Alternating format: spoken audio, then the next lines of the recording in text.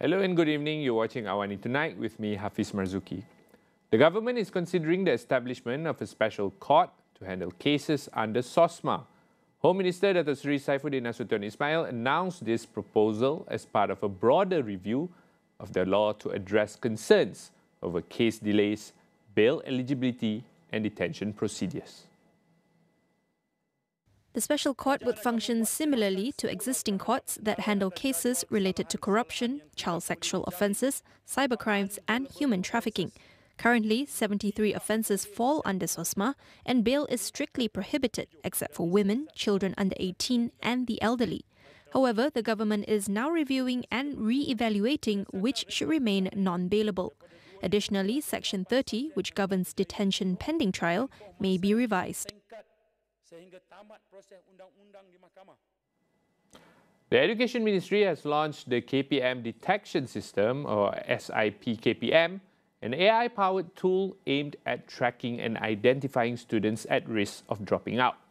The system helps track students within the education system and enables early interventions such as outreach programs, counselling and financial support. Education Director General Azman Adnan announced that these efforts have helped reintegrate nearly 3,000 students, with dropout rates showing a positive decline.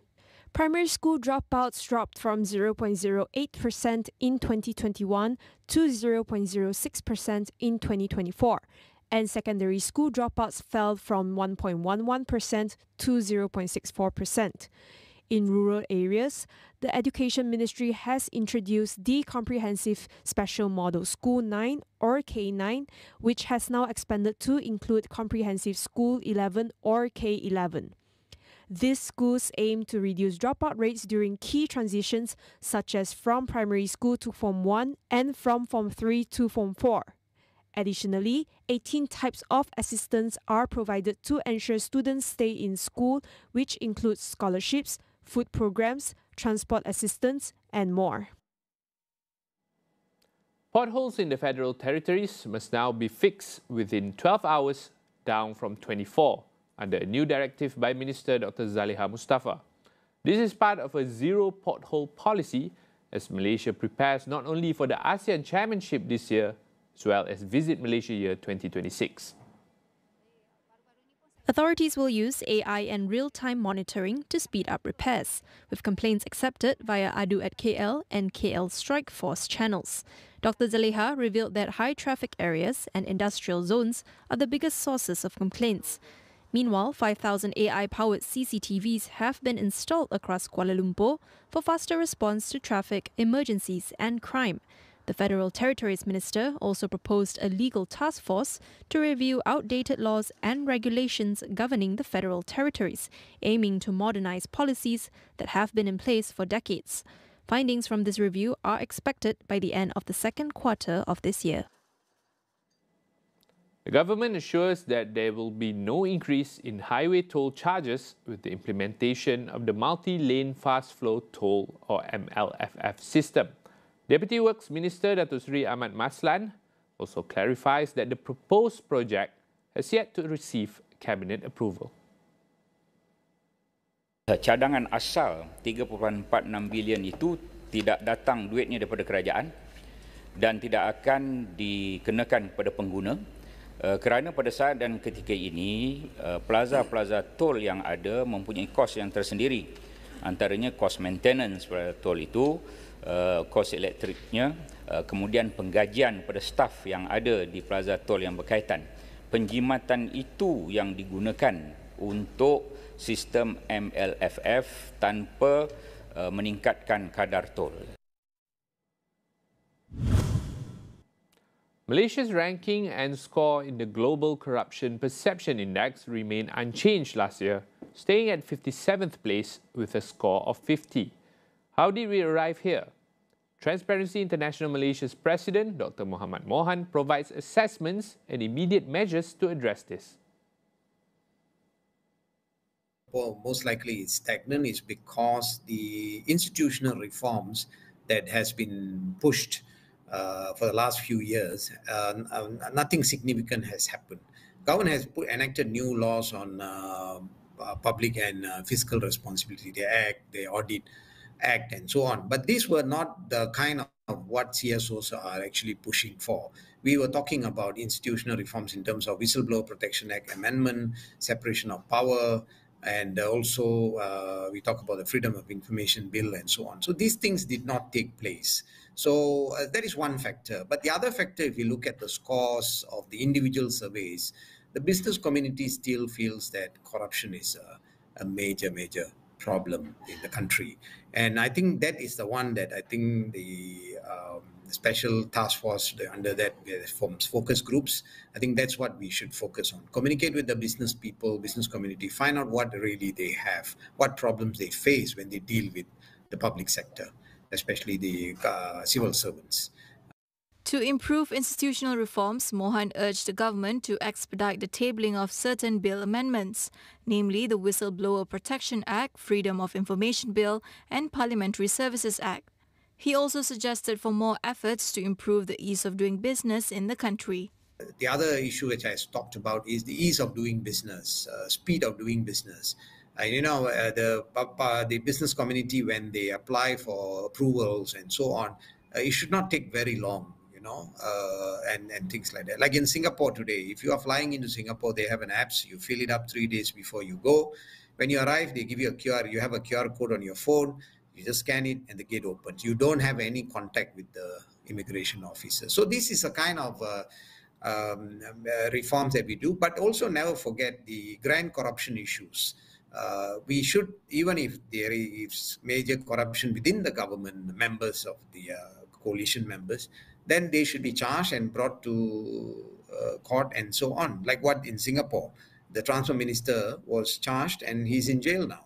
So that is a kind of thing that you must do, and the public perception will start improving with that. We'll go for a short break. Stay with us.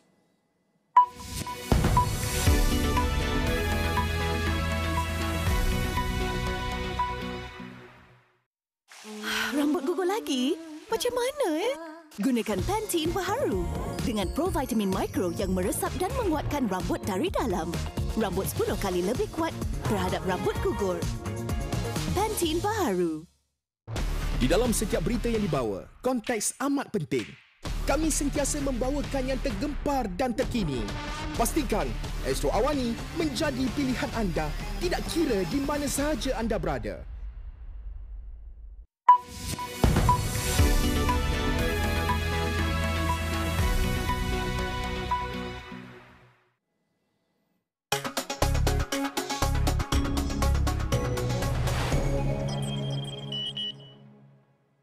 The Malaysian Embassy in Bangkok, Thailand is in the final stages of coordinating the return of 15 Malaysians rescued from scam centres along the Myanmar border. They are expected to be repatriated by the end of this week. The embassy is working closely with Thai authorities and the Malaysian Embassy in Yangon to ensure a smooth transition for those affected. Efforts are currently underway to finalize necessary documentation for victims without passports or those who overstayed their visas. All 15 victims, including 3 women aged between 19 and 44, were confirmed to be in good health. The victims' families and next of kin have also been contacted. It was reported last week that Burmese authorities rescued victims forced to work in scam centres in the border towns of KK Park and Shwe Koko before handing them over to Thai authorities. Now, Tesla CEO Elon Musk says that he is working to restore the will of the people by supporting US President Donald Trump's efforts to dismantle what he described as an unelected bureaucracy. Musk, the world's wealthiest person, spearheads DOGE, which has taken the lead role in carrying out the Republican president's plans for downsizing and overhauling the federal government. Speaking to Fox News Channel's Hannity on Monday, Musk, wearing a T-shirt labelled tech support, positioned himself as a key advisor, providing technological expertise to the White House. What all we're really trying to do here is restore the will of the people through the president. And what we're finding is that there's an unelected bureaucracy. Speaking of unelected, there's a vast federal bureaucracy that is implacably opposed to the president and the cabinet, if the will of the president is not implemented, and the president is representative of the people, that means the will of the people is not being implemented. And that means we don't live in a democracy, we live in a bureaucracy. And so I think what we're seeing here is the thrashing of the bureaucracy as we try to restore democracy and the will of the people. Doge has swept through federal agencies, slashing thousands of jobs and dismantling various programs since Trump returned to office last month and put Musk in charge of rooting out what they see as wasteful spending as part of the president's dramatic overhaul of the government. The US Senate voted to confirm Wall Street billionaire Howard Lutnick as Commerce Secretary. This marks a key step in the rollout of President Donald Trump's America First trade policy, which is using tariffs as a negotiation tool.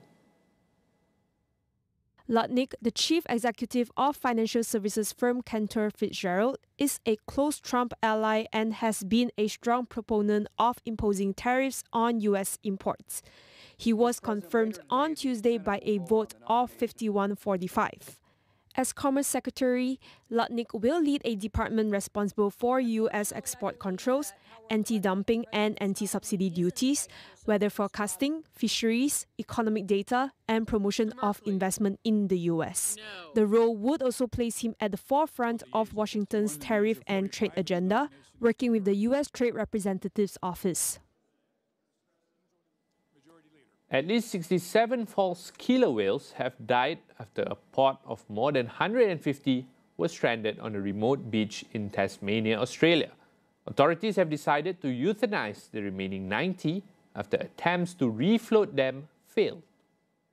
Tasmania's Department of Natural Resources and Environment said 157 false killer whales were beached in the last 48 hours near Arthur River on the island's northwest.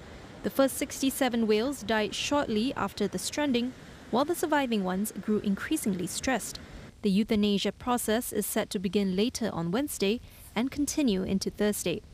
False killer whales are technically one of the world's largest dolphin species and can grow up to 6 meters long and weigh 1.5 tons. Tasmania has seen multiple mass whale strandings in recent years, though false killer whales have not beached there in over 50 years. In 2020, around 470 pilot whales were stranded further south, with 350 dying despite rescue efforts. Another 200 were stranded at the same harbour in 2022. And that wraps up AWANI Tonight. Check out our web portal, keeping you informed on the critical events shaping our world all in one place at international.astroawani.com.